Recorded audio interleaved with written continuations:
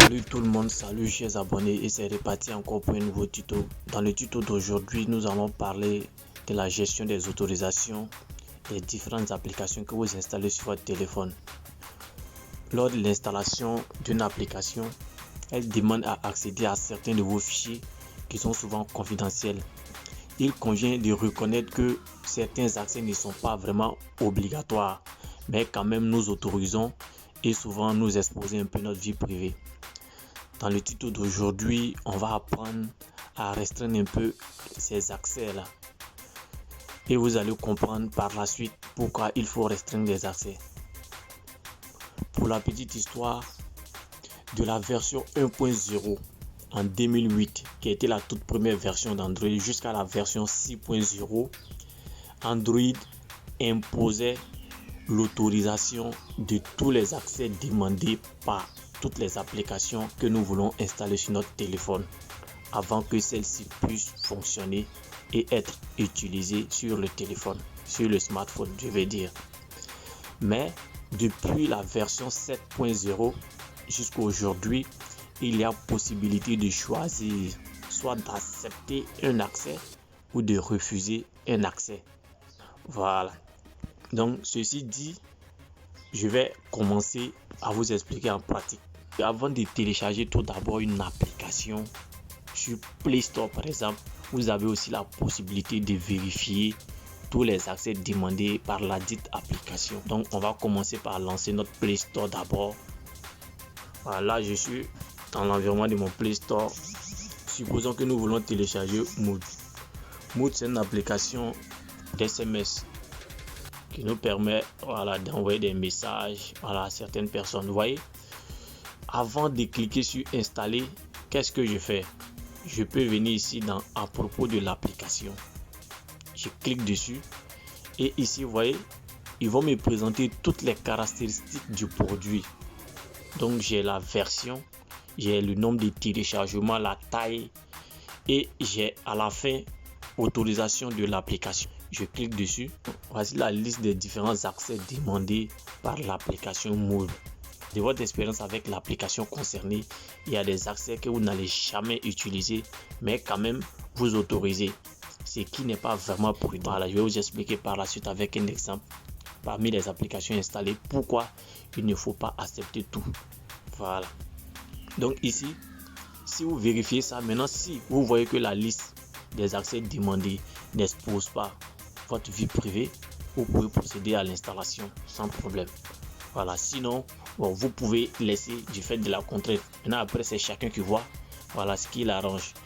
Donc, après quoi, avant de commencer à vérifier les accès des différentes applications installées sur le téléphone, nous allons vérifier d'abord la version de l'Android pour voir si vraiment le téléphone est éligible. Tout simplement parce que je l'avais dit tantôt au début que les versions d'Android de 1.0 jusqu'à 6.0 imposaient l'autorisation de tous les accès demandés avant de pouvoir installer l'application et l'utiliser. Donc pour cette raison, nous allons vérifier la version de l'Android. Pour ce faire, on va dans nos paramètres et on va chercher à atteindre le dernier titre à propos du téléphone. Je clique dessus. Donc ici, je cherche la version d'Android. Voici, je vois version d'Android 10. Pour être plus sûr que c'est la version 10, parce que c'est vu 10, mais pour être plus sûr que c'est la version 10, vous pouvez cliquer plusieurs fois sur la version, vous voyez, et on vous envoie ici sur la vraie version d'Android. Voilà, nous pouvons vérifier maintenant les différents accès des différentes applications et retirer certains accès si possible. Donc pour ce faire, on vient dans applications, on reste toujours dans paramètres, j'affiche toutes mes applications. Prenons l'exemple de Facebook. Voilà, donc je clique dessus. Vu qu'ici il s'agit d'autorisation, je vais m'intéresser au deuxième titre, autorisation, après le titre notification.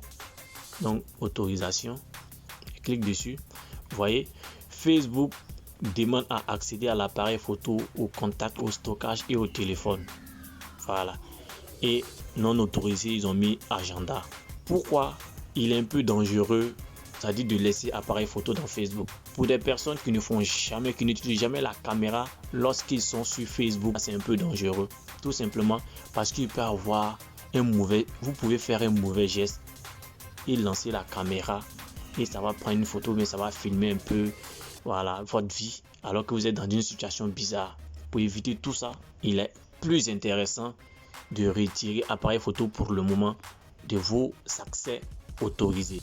Et pour ce faire, on clique dessus et vous voyez, ils ont mis refuser, on met refuser et on fait un retour, c'est refusé. N'ayez aucune crainte.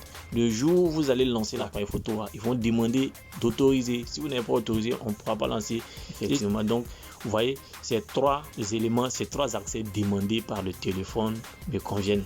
Mais c'est pour l'appareil photo parce que sur Facebook, lorsque je suis sur Facebook, je ne lance jamais ma caméra pour faire un live ou bien pour prendre photo ou bien pour faire une vidéo. Je ne fais jamais ça. Pour le moment, ça peut attendre. Vous pouvez faire ça pour plusieurs applications que vous avez installées et sur tous les réseaux sociaux là. Voilà, il est très intéressant de faire ça pour les réseaux sociaux, voilà, afin de pouvoir retirer certains accès et laisser certains accès pour mieux protéger votre vie privée.